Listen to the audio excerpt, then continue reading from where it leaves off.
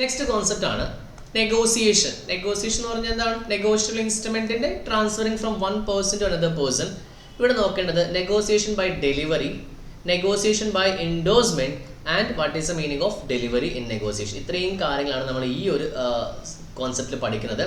3 section വളരെ important ആണ്. 46, 47, 48 നമ്മൾ ആൾറെഡി പഠിച്ചൊരു സംഭവം തന്നെയാണ്.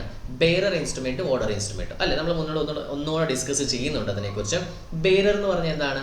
അവിടെ കൃത്യമായിട്ട് തന്നെ ആർക്കാണ് കൊടുക്കേണ്ടത് പേ നെയിം ഈസ് ആബ്സെൻ്റ് ആയിരിക്കും. അപ്പോൾ ആരുടെ കയ്യിൽ ആ ഡോക്യുമെൻ്റ് ഉണ്ടോ they are presume to be the owner.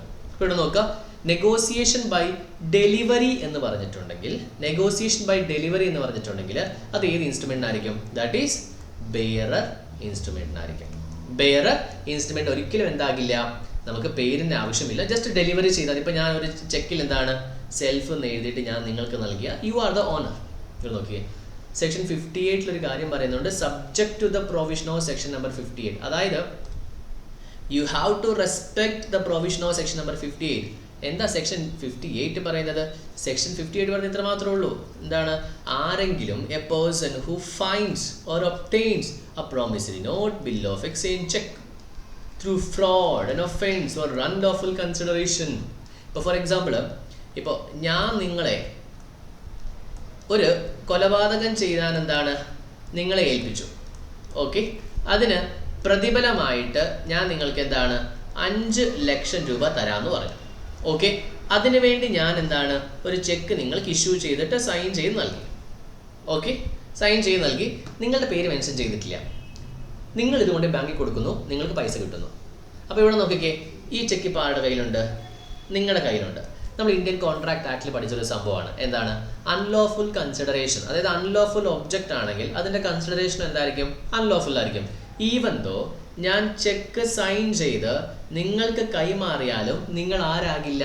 ഇതിൻ്റെ ഓണർ ആകില്ല. നിങ്ങൾ ഇതിൻ്റെ ഓണർ ആകില്ല. അത് വളരെ കൃത്യമായിട്ട് നോട്ട് ചെയ്ത് വെച്ചു. അതൊരു ഫ്രോഡ് ആയിക്കോട്ടെ, ഒഫൻസ് ആയിക്കോട്ടെ, കട്ടെടുത്തതായിക്കോട്ടെ, എന്ത് കിട്ടില്ല? ഇതേണ്ടോ, he is not entitled to receive the amount due from the holder, drawer, acceptor or the maker. They are not the right person. നിങ്ങളുടെ കയ്യിൽ ഉണ്ടെങ്കിലും, കട്ട മുതൽ കയ്യിലുണ്ടെങ്കിലും ഓണർ ആകില്ല. അപ്പോൾ നമ്മൾ എന്താ പറയുന്നത്? ഈ സെക്ഷൻ 58 കൂട്ടി വായിക്കുമ്പോൾ ഇതല്ലാതെയുള്ള, അതായത് അൺലോഫുൾ മീൻസിലൂടെയോ അൺലോഫുൾ കൺസിഡറേഷൻ അല്ലാതെയോ നമ്മൾ ഏതെങ്കിലും ഡോക്യുമെന്റ്, പ്രോമിസ് നോട്ടോ, ബിൽ ഓഫ് എക്സ്ചേഞ്ച്, ചെക്കോ ബെയറർ ഇൻസ്ട്രുമെന്റ് ആണെങ്കിൽ നമുക്ക് എന്ത് ചെയ്താൽ മതി? എങ്ങനെ ട്രാൻസ്ഫർ ചെയ്യാം? ഡെലിവറി ചെയ്താൽ മതി. ക്ലിയർ ആണോ? ഡെലിവറി മാത്രം, അതായത് നിങ്ങളുടെ പേര് മെൻഷൻ ചെയ്യേണ്ട ആവശ്യമില്ല. ഞാൻ നിങ്ങൾക്ക് കൈമാറിയാൽ അത് ജെന്യൂൻ ആയിട്ടുള്ള, ലോഫുൾ ആയിട്ടുള്ള ഒരു കോൺട്രാക്റ്റ് ആണെങ്കിൽ that is said to be valid. ഇനി എക്സെപ്ഷൻ ഉണ്ട്. ഒരു പക്ഷെ നമ്മൾ പറഞ്ഞിട്ടുണ്ട് ബിൽ ഓഫ് എക്സ്ചേഞ്ചിലും നമ്മൾ പ്രോമിസ് നോട്ടിലും കണ്ടീഷൻസ് ആഡ് ചെയ്യും. കണ്ടീഷൻസ് ആഡ് ചെയ്തിട്ടുണ്ടെന്ന് വെച്ചാൽ, ഫോർ എക്സാമ്പിൾ, മരിച്ചു കഴിഞ്ഞാൽ ട്രാൻസ്ഫർ ചെയ്യാം എന്നൊരു കണ്ടീഷൻ ആഡ് ചെയ്തിട്ടുണ്ടെന്ന് വെച്ചോ. മരിച്ചു കഴിഞ്ഞിട്ടുണ്ടെങ്കിൽ ഒരു കണ്ടീഷൻ ആഡ് ചെയ്തു. ഓക്കെ, ആ promissory note, bill of exchange, cheque is delivered on a condition. അവർ കണ്ടീഷൻ ഈസ് ഡെത്ത്. അപ്പോൾ ഒരു ബെയറർ ഇൻസ്ട്രുമെന്റിൽ കണ്ടീഷൻസ് ഉണ്ടെങ്കിൽ എങ്ങനെയാണ് ട്രാൻസ്ഫർ ചെയ്യുക? ആ കണ്ടീഷൻ ഫുൾഫിൽ ചെയ്യണം. ഇതുണ്ടോ, ഫസ്റ്റ് ഓഫ് ഓൾ എന്താ പറഞ്ഞാൽ അത് ചുമ്മാ കൊടുത്താൽ ഓണർ ആകൂന്ന് പറഞ്ഞു. പിന്നെ എന്ത് പറഞ്ഞു?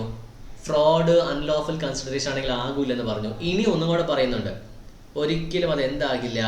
നെഗോഷിയേറ്റ് ആകില്ല അൺലെസ് ദാറ്റ് ഈവന്റ് ഹാപ്പൻസ്. ഒരു കാര്യം സംഭവിക്കാൻ വേണ്ടിയാണ് കൊടുത്തെങ്കിൽ, അല്ലെങ്കിൽ സംഭവിക്കാതിരിക്കാൻ വേണ്ടിയാണ് കൊടുത്തെങ്കിൽ, പോസിറ്റീവ് ആണെങ്കിലും നെഗറ്റീവ് ആണെങ്കിലും ഈവന്റ് എന്താണോ അക്കാര്യം എഫക്റ്റ് ആകാതെ ഒരിക്കലും നമുക്ക് നെഗോസിയേഷൻ ചെയ്യാൻ പറ്റില്ല. ഇനി ഇതിൻ്റെ ഒരു എക്സെപ്ഷൻ കൂടെയുണ്ട്. ഒരു പക്ഷേ ഹോൾഡർ ഇൻ ഡ്യൂ കോഴ്സ്. ഇപ്പോൾ നമ്മുടെ എക്സാമ്പിൾ, പഴയ എക്സാമ്പിൾ നോക്കിക്കേ, നിങ്ങളുടെ അടുത്തുനിന്ന് എക്സ് അത് മോഷ്ടിച്ചിട്ട് വൈക്ക് കൊടുത്തു. അപ്പോൾ ഇവിടെ എക്സ് മോഷ്ടിച്ചിട്ട് വൈയുടെ കയ്യിലുള്ളപ്പോൾ വൈയുടെ കയ്യിലുള്ളത് മോഷ്ടിച്ച മുതലല്ലേ, വൈ അതിൻ്റെ ഓണർ ആകും. അതിൻ്റെ പ്രത്യേകതയാണ് ഹോൾഡർ ഇൻ ഡ്യൂ കോഴ്സ് എന്ന് പറയുന്നത്. അപ്പോൾ ഈ ഒരു കണ്ടീഷനെ കുറിച്ച് നമ്മൾ വളരെ കൃത്യമായിട്ട് പറയുകയാണെങ്കിൽ, ഈ ഒരു കണ്ടീഷൻ നമ്മുടെ ഹോൾഡർ ഇൻ ഡ്യൂ കോഴ്സിന് അറിയത്തില്ല എന്ന് വെച്ചോ. അതായത് ഹോൾഡർ ഇൻ ഡ്യൂ കോഴ്സിന് ഈ കണ്ടീഷനെ കുറിച്ച് അറിയില്ല. അത് അറിയാതെയാണ് അയാൾ ഇത് മേടിച്ചതെങ്കിൽ അയാൾ ഇതിൻ്റെ ഓണർ ആകുമോ? ഉറപ്പായിട്ടും ആകും. അപ്പോൾ നോക്കിക്കേ, ഫസ്റ്റ് ഓഫ് ഓൾ പറയുന്നത് ഡെലിവറി ചെയ്താൽ അപ്പോഴാകും. ഇനി 58 ആകില്ല, കണ്ടീഷൻ ഉണ്ടെങ്കിലും ആകില്ല. അപ്പോൾ ഈ ഫ്രോഡ് അല്ലെങ്കിൽ ഈ പറഞ്ഞ കണ്ടീഷൻസ് ആയിക്കോട്ടെ, ഹോൾഡർ ഇൻ ഡ്യൂ കോഴ്സ് ആണെങ്കിൽ എന്താ പൈസ കൊടുത്ത് ഡിഫക്റ്റ് അറിയാതെ മെച്യൂരിറ്റിയേക്കാൾ മുമ്പ് എന്താണ് ആ ഡോക്യുമെന്റ് മേടിച്ചിട്ടുണ്ടെങ്കിൽ അവർക്ക് അതിന്റെ ഓണർഷിപ്പ് ട്രാൻസ്ഫർ ചെയ്യും. ഓക്കെ, എന്നാണ് ഇവിടെ കൃത്യമായിട്ട് പറഞ്ഞിട്ടുണ്ട്. ഈ ഓണർഷിപ്പ് എങ്ങനെ ട്രാൻസ്ഫർ ചെയ്യാം? നേരിട്ട് ട്രാൻസ്ഫർ ചെയ്യാം, നമ്മുടെ ഏജന്റ് വഴിയും ട്രാൻസ്ഫർ ചെയ്യാം. A the holder of negotiable instrument payable to the bearer. A ആണ് നെഗോഷ്യബിൾ ഇൻസ്ട്രുമെന്റിന്റെ ഹോൾഡർ എന്ന് പറയുന്നത്. എന്ത് ഇൻസ്ട്രുമെന്റ് ആണ്? ബെയറർ ഇൻസ്ട്രുമെന്റ് ആണ്. ഇത് എന്ത് ചെയ്തു?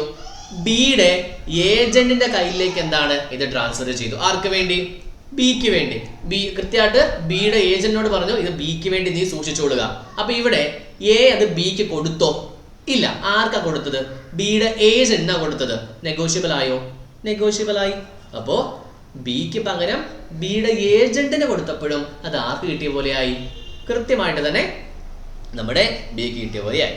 ഇനി നെക്സ്റ്റ് ഒരു കോൺസെപ്റ്റ് പറയുന്നത് ഒരു ബാങ്കിന്റെ കേസസ് ആണ്. Simple concept. ഇപ്പോൾ ഒരു ബാങ്ക് ഉണ്ട്. ഓക്കെ, ബാങ്ക് ഉണ്ട്. അവിടെ എയും ഉണ്ട് ബിയും ഉണ്ട്.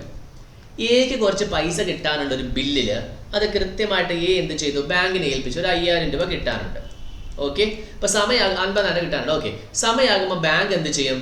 ബാങ്ക് ഇത് നേരെ ഡ്രോയുടെ കയ്യിലേക്ക് കൊടുത്തിട്ട് ഡ്രോയുടെ അടുത്ത് പൈസ മേടിച്ചിട്ട് നേരെ അത് ആരുടെ അക്കൗണ്ടിലേക്ക് ക്രെഡിറ്റ് ആകും? നമ്മുടെ എയുടെ അക്കൗണ്ടിലേക്ക് ക്രെഡിറ്റ് ആകും. ഇതേ സമയത്ത് ബിയും എവിടെ അക്കൗണ്ട് മെയിൻറ്റെയിൻ ചെയ്തേ? ബിക്കും അക്കൗണ്ട് ഇതേ ഇപ്പോൾ SBI ബാങ്ക് എന്ന് വെക്കാം. SBI ബാങ്കിലാണ്. എയ്ക്കും അക്കൗണ്ട് SBI ബാങ്കിലാണ്. ഇതേ സമയത്ത് തന്നെയാണ് നമ്മളുടെ എ ബിക്ക് എന്താണ് 50,000 രൂപ കൊടുക്കാനുണ്ട്. സിറ്റുവേഷൻ മനസ്സിലായോ?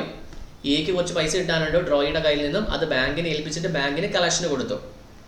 ബിക്ക് എന്താണ്? സെയിം ബാങ്കിൽ തന്നെയാണ് അക്കൗണ്ട്. അതേ സൈമൾട്ടേനിയസ് ആ ഒരു സിറ്റുവേഷൻ തന്നെയാണ് എ ബിക്കും എന്താണ് പൈസ കൊടുക്കാനുണ്ട്. അപ്പോൾ എ കൃത്യമായിട്ട് തന്നെ നമ്മുടെ ബാങ്കിനോട് പറയുവാണ് നീ ഒരു കാര്യം ചെയ്യും, അത് ബിയിലേക്ക് ട്രാൻസ്ഫർ ചെയ്യും. കാരണം ഞാൻ എന്താണ് ബിക്ക് 50,000 കൊടുക്കാനുണ്ട്, ഡ്രോയുടെ അടുത്ത് നിന്ന് മേടിച്ചിട്ട് പിന്നെ അക്കൗണ്ടിലേക്ക് ക്രെഡിറ്റ് ചെയ്തിട്ട് പിന്നെ ബിക്ക് കൊടുക്കുന്നേക്കാൾ നല്ലത് എന്താണ് ഇപ്പം തന്നെ അത് ബിയിലേക്ക് കൊടുത്തോ. അപ്പോൾ ബാങ്ക് എന്ത് ചെയ്യും? ബിനെ ഇൻസ്ട്രക്ട് ചെയ്യും. ദേ എ ഇങ്ങനൊരു സംഭവം പറഞ്ഞിട്ടുണ്ട്, ഞാൻ ഇത് നിനക്ക് വേണ്ടി ഹോൾഡ് ചെയ്യുന്നു. അപ്പോൾ ഇവിടെ ഈ ട്രാൻസ്ഫർ ബിക്ക് പകരം എ ആർക്കാണ് കൊടുത്തത്? എ നമ്മുടെ ബാങ്കിനാണ് കൊടുത്തത്. ശരിയല്ലേ? എ നമ്മുടെ ബാങ്കിനാണ് കൊടുത്തത്. അപ്പോൾ പറഞ്ഞു ഈ ബാങ്ക് ഓക്കെ നമ്മുടെ ഈ ബാങ്ക് ആരായിട്ട് ആക്ട് ചെയ്തത്? ബാങ്ക് നമ്മുടെ ഏജന്റ് ആയിട്ടാണ് ആക്ട് ചെയ്തത്. ബാങ്ക് നമ്മുടെ ഏജന്റ് ആണ്. അപ്പോൾ നേരിട്ട് കൊടുത്തില്ലെങ്കിലും ആർക്ക് കൊടുത്താൽ മതി? ഏജന്റിന് കൊടുത്താലും അത് വാലിഡ് ഡോക്യുമെന്റ്. ഇവിടെ നോക്കിക്കേ, ഇതുണ്ടോ? A, the holder of negotiable instrument payable to the bearer in the hands of A's banker. SBIയുടെ കയ്യിലുണ്ട്.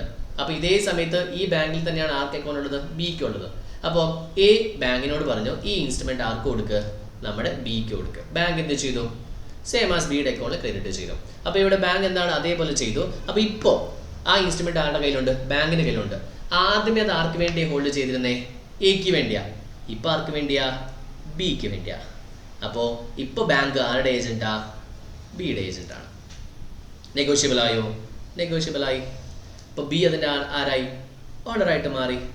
പക്ഷെ ബിക്ക് ഇത് കിട്ടിയോ? ഇല്ല. ബിക്ക് വേണ്ടിയുള്ള ഏജന്റിന്റെ കയ്യിലാണ് കൊടുത്തത്. ഇത് ക്ലിയർ ആണോ? ഇനി അടുത്ത കോൺസെപ്റ്റ് ആണ് എൻഡോഴ്സ്മെന്റ്. എൻഡോഴ്സ്മെന്റ് ചെയ്യുന്ന നമ്മൾ എപ്പോഴാണ്?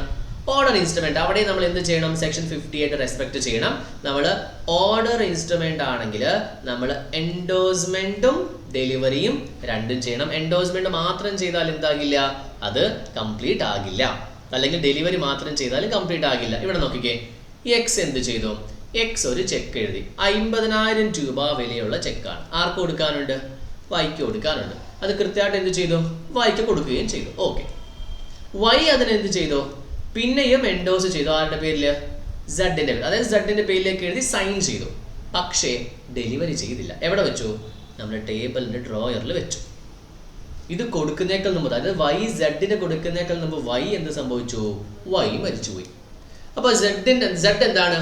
ഇങ്ങനെ വൈയുടെ വീട്ടിലേക്ക് ഇങ്ങനെ വരുന്ന സമയത്ത് സെഡ് വൈയുടെ ഡ്രോയറിൽ നിന്നും ഈ ഒരു ചെക്ക് കിട്ടി. എന്ത്? അയ്യോ, എൻ്റെ പേരിലേക്ക് ഈ പറഞ്ഞ വൈ മരിക്കുന്നേക്കാൾ ഒരു ചെക്ക് എഴുതിയിരുന്നല്ലോ. അപ്പൊ ഞാൻ എടുത്തുകൊണ്ട് പോയി ബാങ്കിൽ കൊടുക്കുന്നു. പറ്റുമോ?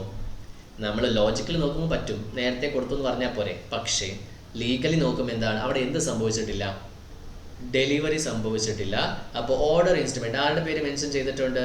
സെഡിന്റെ പേര് മെൻഷൻ ചെയ്തിട്ടുണ്ട്. അപ്പോൾ നമ്മൾ സെഡിൻ്റെ പേര് ഇല്ലെങ്കിലും എന്ത് മാൻഡേറ്ററിയാ? ഡെലിവറി മാൻഡേറ്ററി ആണ്. അപ്പോൾ ഇവിടെ സെഡിൻ്റെ പേര് എഴുതി, പക്ഷെ എന്ത് സംഭവിച്ചിട്ടില്ല? സെഡിൻ്റെ പേരിലേക്ക് എഴുതിയത് മാത്രമേ ഉള്ളൂ, ഡെലിവറി ചെയ്തിട്ടില്ല. അപ്പോൾ ഇവിടെ എന്തായിട്ടില്ല? ഓർഡർ ഇൻസ്ട്രുമെന്റ് നെഗോഷിയേറ്റ് ആയിട്ടില്ല. അപ്പോൾ നാളെ എന്താണ്? സെഡ് പറയാണ് ഓക്കെ എന്തായാലും തരാൻ ഉദ്ദേശിച്ചതല്ലേ, സാരമില്ല, ഞാൻ അത് അക്സെപ്റ്റ് ചെയ്യുന്നു. സെഡ് അതിൻ്റെ ഓണർ ആകുമോ? സെഡ് ഒരിക്കലും അതിൻ്റെ ഓണർ ആകില്ല. അതായത് ചെക്ക് ഏത് ഡോക്യുമെൻ്റ് ആയിക്കോട്ടെ, ഒരിക്കലും ഡെലിവറി പിന്നീട് ചെയ്തതുകൊണ്ട് ആ നെഗോസിയേഷൻ കംപ്ലീറ്റ് ആകില്ല. അപ്പോൾ സാറേ ഈ വൈയുടെ അനന്തരാവകാശങ്ങളൊന്ന് ഡെലിവറി ചെയ്താൽ, ഇപ്പോൾ വൈയുടെ മകൻ അവിടെയുണ്ട്, ഇപ്പോൾ വൈയുടെ മകൻ പറയാണ് ഓക്കെ ഞാനത് തരാം, അപ്പൻ തരാനുണ്ടായിരുന്ന പൈസയല്ലേ എന്ന് പറഞ്ഞാൽ നടക്കുമോ? നമ്മൾ പറഞ്ഞിട്ടില്ലേ പ്രിൻസിപ്പാലിന് പകരം ഏജന്റ് കൊടുത്താൽ നന്നാവും. കുഴപ്പമൊന്നുണ്ട്, ഒരു കുഴപ്പമില്ല. അപ്പോൾ നേരത്തെ നമ്മൾ ഈ 2 എക്സാമ്പിൾ പറഞ്ഞിരുന്നു, ബാങ്കിൻ്റെ എക്സാമ്പിളൊക്കെ. അപ്പോൾ സാർ ഇവിടെ അച്ഛന് പകരം മകൻ കൊടുത്താലും പോരെ, കാരണം അച്ഛൻ്റെ സ്വത്തും കാര്യങ്ങളെല്ലാം മകനല്ലേ വരുന്നത്. അതിവിടെ നടക്കില്ല കേട്ടോ. ലീഗൽ റെപ്രസെൻറ്റേറ്റീവ് ഒരിക്കലും ഏജന്റ് അല്ല കേട്ടോ. If a person makes an endorsement of an instrument but before the same could be delivered to the endorsee. നമ്മുടെ എക്സാമ്പിൾ ആരായിരുന്നു? എൻഡോഴ്സ്മെന്റ് ചെയ്തു. ഇഫ് എ പേഴ്സൺ ആരാ?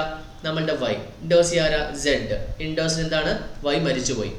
അപ്പൊ ലീഗൽ റെപ്രസെൻറ്റേറ്റീവ് ആയിട്ട് കുഞ്ഞു വൈ, അതായത് ഈ മരിച്ചുപോയ വൈയുടെ മകന് ഒരിക്കലും എന്ത് ചെയ്യാൻ പറ്റില്ല? ജസ്റ്റ് ഡെലിവറി ചെയ്യുന്നതിൽ അത് കംപ്ലീറ്റ് ചെയ്യാൻ പറ്റില്ല. കാരണം പറയുന്നത് legal representative of the deceased can not negotiate only by delivery. ഇത് നമ്മൾ എക്സാമ്പിൾ പറയുന്നത് dose of the disease but could not be delivered. A legal representative is not the agent. അത് മാർക്ക് ചെയ്തോ. ഈ legal representative is not an agent of the deceased. Okay, എന്ത് കാരണം കൊണ്ടാണ് complete ചെയ്യാൻ പറ്റുന്നില്ലെന്ന് പറയുന്നത്? മകൻ അച്ഛൻ്റെ ഏജന്റ് ഒന്നും അല്ല. Okay, therefore a legal representative cannot complete the instrument if the instrument was executed എന്ന് പറയുമ്പോൾ എന്താണ്? Signed by the deceased, മരിച്ചുപോയാൾ, but could not be delivered because of his death. Death മാത്രമേ പറയുന്നുള്ളൂ. അവർ എക്സിസ്റ്റൻസ് ആണെങ്കിൽ എന്ത് നമുക്ക് ചെയ്യാൻ പറ്റും? അപ്പോൾ ഇവിടെ എന്താണ്? Delivery to be effectual must be made by the party making, accepting, endorsing the instrument by a person or authorized by him on that behalf. ഇപ്പോൾ മരിക്കുന്നേക്കാൾ മുമ്പ് വൈ എന്താണ്? ഒരു അഡ്വക്കേറ്റിനെ എന്താണ് ഓത്തോറൈസ് ചെയ്തിരുന്നു കൃത്യമായിട്ട്, ഒരു പക്ഷേ ഞാൻ മരിച്ചു പോയാൽ നീ ഡെലിവറി ചെയ്യണം, അങ്ങനെയാണെങ്കിൽ ദാറ്റ് ഈസ് വാലിഡ്. പക്ഷെ ലീഗൽ റെപ്രസെൻറ്റേറ്റീവിന് ഓട്ടോമാറ്റിക്കായിട്ട് എന്താണ് ആ ഒരു ഏജൻസി എന്ന് പറഞ്ഞ സംഭവം ക്രിയേറ്റ് ആകില്ല. ക്ലിയർ ആണോ? വളരെ സിമ്പിൾ ആയിട്ടുള്ള ഒരു കോൺസെപ്റ്റാണ് ഡിസ്കസ് ചെയ്തത്. ഇനി ഡെലിവറി ഒരു ടൈപ്പ് ആണ്, നമ്മൾ സെയിൽ ഓഫ് ഗുഡ്സ് ആക്ടിൽ പഠിച്ചിട്ടുണ്ട്. അതേ കോൺസെപ്റ്റ് തന്നെയാണ് സെക്ഷൻ 46 പറയുന്നു. ഇമ്പോർട്ടൻസ് ഓഫ് ഡെലിവറി എന്താണ്? ഡെലിവറി എന്ന് പറഞ്ഞാൽ എന്താണ്? ഒരാളിൽ നിന്നും ഒരു സാധനം എന്താണ് വോളണ്ടറിലി ട്രാൻസ്ഫർ ചെയ്യുന്ന പ്രോസസ്സിന്റെ പേരാണ് നമ്മൾ ഡെലിവറി എന്ന് പറയുന്നത്. So delivery can be actual or constructive. പഠിച്ചതായിട്ട് ഓർക്കുന്നുവോ? Yes, sale of goods act. ഇവിടെ എന്താണ് ആക്ച്വൽ ഡെലിവറി എന്ന് പറഞ്ഞാൽ എന്താണ്? ഒരു ഇൻസ്ട്രുമെന്റ് ഞാൻ ചെക്ക് കൊണ്ടായിട്ട് നിങ്ങൾക്ക് ഫിസിക്കൽ ആയിട്ട് ഹാൻഡ് ഓവർ ചെയ്യുന്നു. It means changes the hands physically. Physically നമ്മൾ എന്ത് ചെയ്യുന്നു? നമ്മുടെ ഇൻസ്ട്രുമെന്റ് ഒരാളിൽ നിന്ന് മറ്റൊരാളിലേക്ക് നമ്മൾ എന്താണ് ട്രാൻസ്ഫർ ചെയ്യുന്നു. ഇനി കൺസ്ട്രക്റ്റീവ് ഡെലിവറി എന്ന് പറഞ്ഞാൽ എന്താണ്? ശരിക്കും നടന്നിട്ടില്ല. ഫോർ എക്സാമ്പിൾ നമ്മുടെ ആ ഒരു ബാങ്കിന്റെ കാര്യത്തിൽ ശരിക്കും എ ബിക്ക് കൊടുത്തിരുന്നോ? ഇല്ല, ബിയുടെ ഏജന്റ് ആണ് കൊടുത്തത്. അപ്പോൾ ഏജന്റിന് കൊടുത്താലോ ക്ലർക്കിന് കൊടുത്താലോ സെർവന്റിന് കൊടുത്താലോ അത് ഇൻഡോർസിക്ക് പകരമായിട്ടോ, അതായത് ട്രാൻസ്ഫർ ചെയ്യുമ്പോഴോ റിസീവ് ചെയ്യുമ്പോഴോ അത് വാലിഡ് ആണോ? അത് വാലിഡാ. അങ്ങനെ നേരിട്ട് കൊടുക്കാതെ ഇൻഡോസിക്കാണ് കൊടുക്കുന്നതെങ്കിൽ ഇൻഡോസിക്ക് പകരം ഏജന്റിനോ ക്ലർക്കിനോ കൊടുത്താൽ വാലിഡ് ആണ്. അതേപോലെ തന്നെ ഇൻഡോസ് ചെയ്യുന്ന സമയത്ത് എന്താണ് ഇൻഡോസറിന് പകരം ഏജന്റോ കാര്യങ്ങളോ കൊടുത്താലും അതും വാലിഡ് ആണ്. സോ അതുകൊണ്ട് when an instrument conditionally for a special purpose only the property is does not pass to the transferee even though endorsed to him. അപ്പോൾ കൃത്യമായിട്ട് തന്നെ എൻഡോസ് ചെയ്യുമ്പോൾ നമ്മൾ നേരത്തെ പറഞ്ഞ പോലെ ഒരു കണ്ടീഷനിൽ എന്ന് പറഞ്ഞാൽ എന്താണ്? ഒരു കണ്ടീഷൻ സ്പെസിഫൈ ചെയ്തിട്ടുണ്ടെങ്കിൽ എൻഡോഴ്സ് ചെയ്താലും എന്താണ് വാലിഡ് ആകില്ല. കാരണം കണ്ടീഷണൽ ആണെങ്കിൽ നേരത്തെ പറഞ്ഞില്ലായിരുന്നോ, അത് ഹോൾഡർ ഇൻ ഡ്യൂ കോസിന്റെ കാര്യത്തിൽ മാത്രം. Unless in the case of holder in due cause ഈ കണ്ടീഷൻ അറിയാതെയാണ് ഇയാൾ മേടിച്ചതെങ്കിൽ, നമ്മുടെ എക്സിൽ നിന്ന് വൈയിലേക്ക് ട്രാൻസ്ഫർ ചെയ്തപ്പോൾ ഒരു കണ്ടീഷൻ ആഡ് ചെയ്തിട്ടുണ്ടായിരുന്നു, പക്ഷെ വേറൊരു ഇൻസ്ട്രുമെന്റ് അല്ല, എക്സ് കൃത്യമായിട്ട് വൈയുടെ പേര് എഴുതിയിട്ട് വൈക്ക് ഇൻഡോസ് ചെയ്തിരുന്നു, പക്ഷെ ആ കണ്ടീഷൻ ആർക്ക് അറിയത്തില്ലായിരുന്നു. ഒരു പുതിയ കണ്ടീഷൻ ഉണ്ടെന്ന് വെച്ചോ, ഗിഫ്റ്റ് അല്ല, ഒരു കണ്ടീഷൻ ഉണ്ട്. ആ കണ്ടീഷൻ ആർക്കറിയില്ല? നമ്മുടെ വൈക്ക് അറിയില്ല. വൈ പ്രൊട്ടക്റ്റഡ് ആണോ? ആണ്. ഹോൾഡറോ? അല്ല. ഇനി അടുത്ത പഠിക്കാൻ വന്ന വളരെ ഇമ്പോർട്ടൻ്റ് ആയ ഒരു കോൺസെപ്റ്റ് ആണ് ഡിസോർഡർ. നമ്മൾ വണ്ടി ചെക്ക് നമ്മൾ പറയില്ലേ, ബൗൺസിങ് ഓഫ് ചെക്കിനെ കുറിച്ചാണ് നെക്സ്റ്റ് നമ്മൾ ഡിസ്കസ് ചെയ്യാൻ പോകുന്ന പോയിന്റ്.